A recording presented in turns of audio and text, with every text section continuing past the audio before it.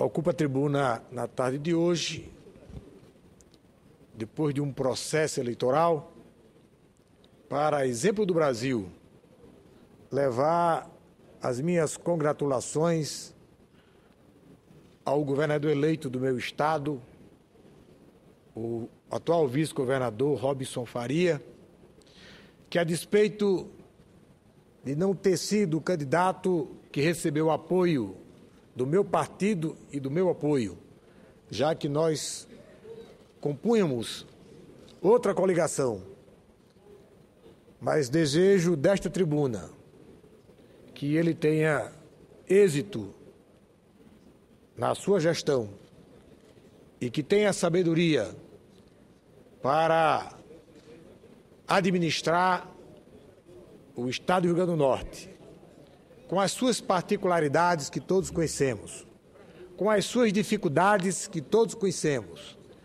com os desafios hercúleos que ele terá que enfrentar. Mas,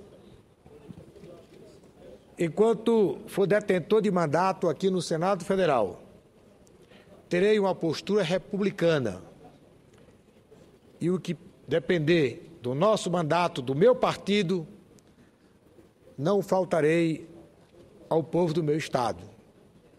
Quero aproveitar a oportunidade e parabenizar também a deputada Fátima Bezerra, que foi a senadora eleita pelo meu estado, fazendo jus à sua dedicação de muitos anos e ao seu trabalho pelo povo do Rio Grande do Norte.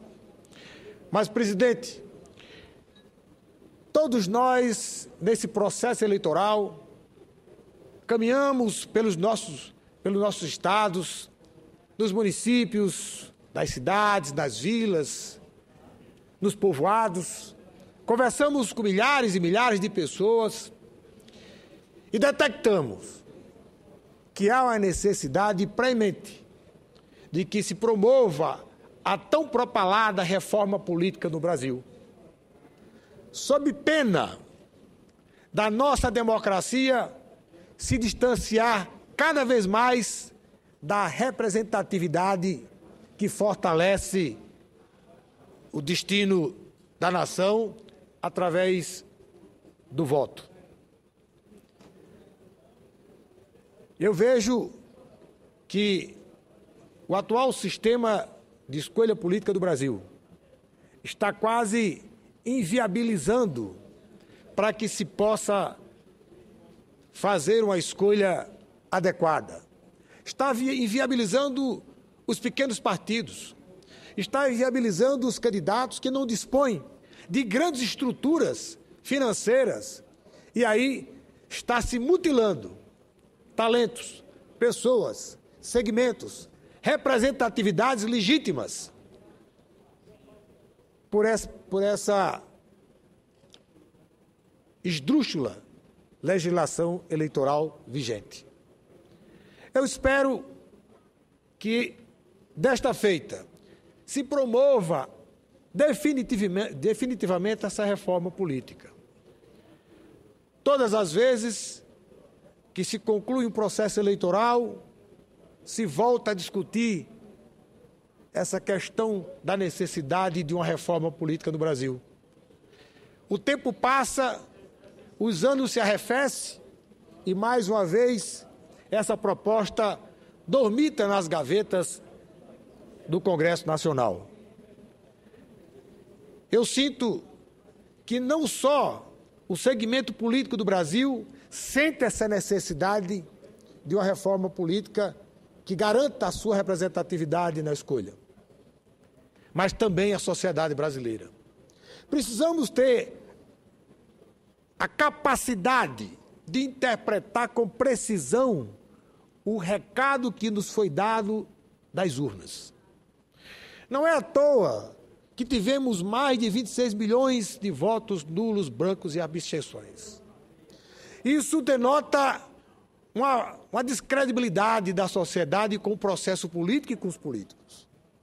Precisamos criar instrumento para motivar, para esclarecer a importância da sociedade nessa escolha.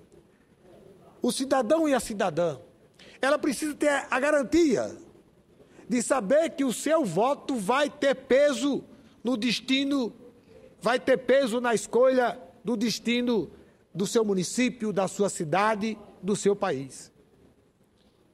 O que a gente viu por onde andou foi que praticamente virou um esporte nacional se falar mal de político.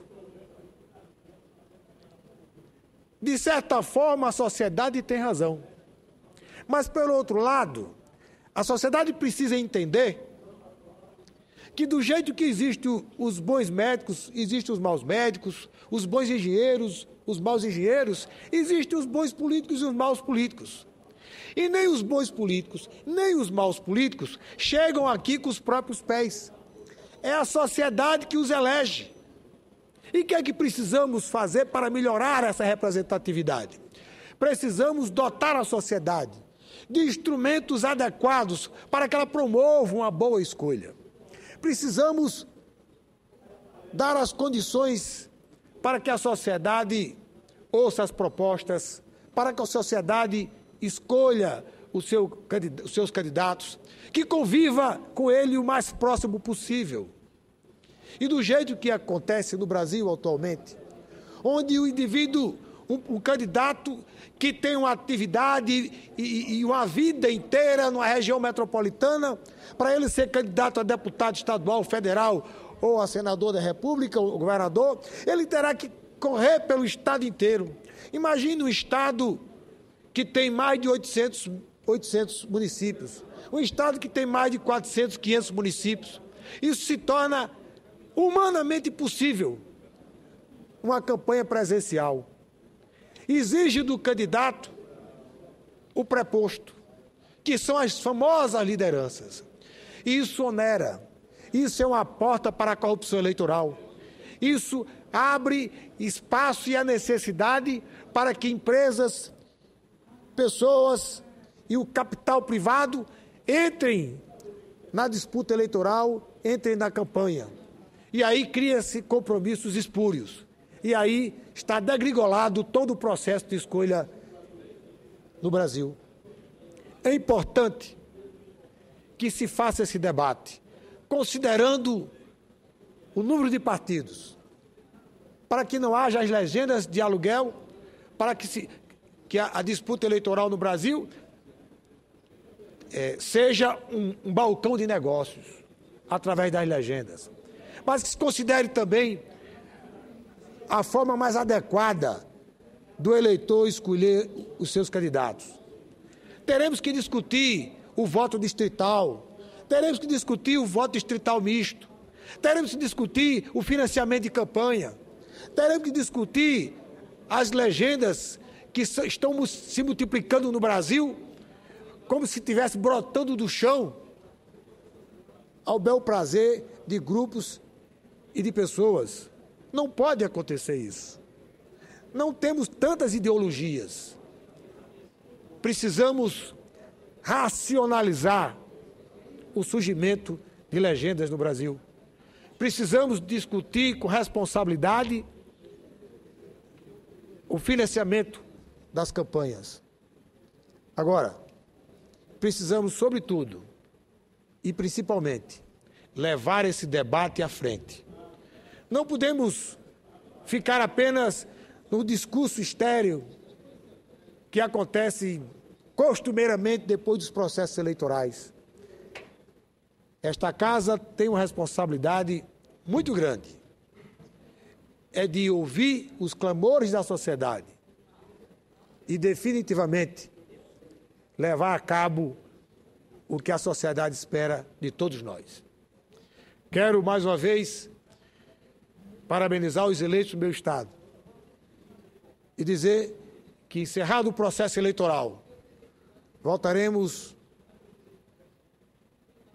ao nosso cotidiano, com as responsabilidades que nos são inerentes e que vamos trabalhar para fortalecer o nosso Brasil e o nosso Rio Grande do Norte. Muito obrigado, senhora presidente.